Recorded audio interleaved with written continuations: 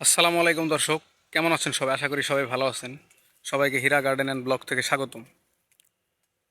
দর্শক, কিছুদিন আগে আপনাদের ভিডিও দিয়েছিলাম, প্রায় 4-5 মাস আগে, বাগান বিলাস কীভাবে কলম করতে হয়।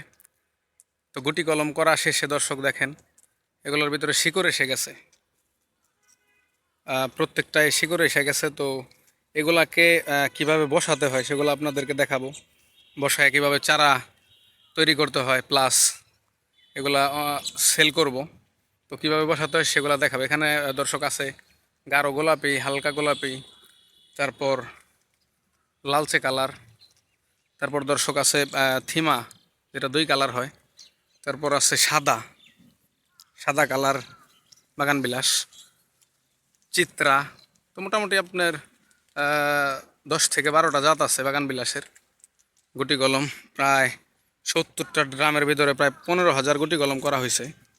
দেখেন দর্শক, এই যে এই গাছটা থেকে আজকে শফি ভাই গুটি কলম যেগুলো শিকড় আসছে সেগুলো কেটে নিয়ে গেছে, কেটে ওগুলাকে বসায় দেওয়ার জন্য নিয়ে গেছে।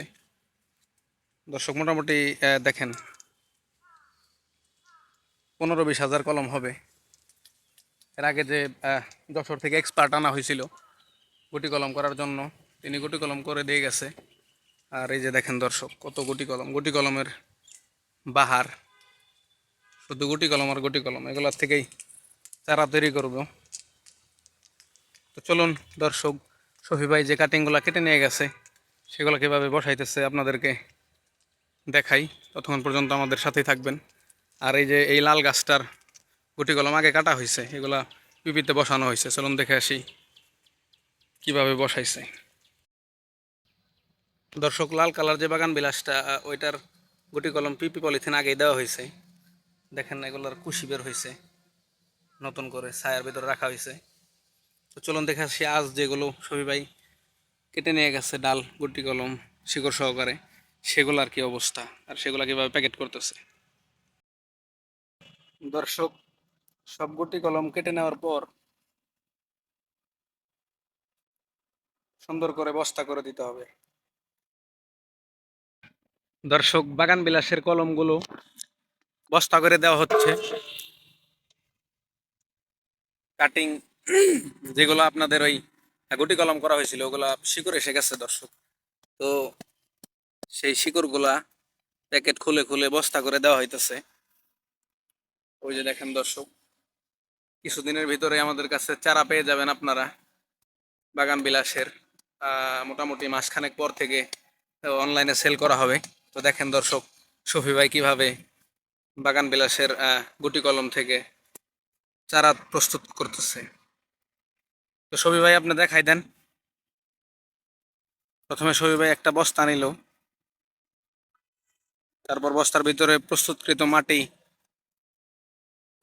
নেওয়ার পর বাগান বিলাসের ডাল, শিকড়ওয়ালা ডালগুলা, যেগুলা শিকড় আসছে, সেই সমস্ত ডালের পলিথিন খুইলা তারপরে মাটি ভেদ করে বসাই দিতে হইব।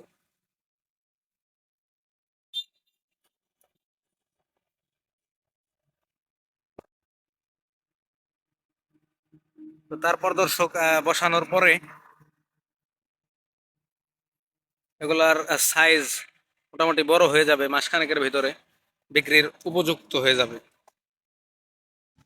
দর্শক, শিকড় আসা ডালগুলো বস্তা করার পর 1 মাস পর এই অবস্থা। তো দেখেন সুন্দর ফুল আসছে,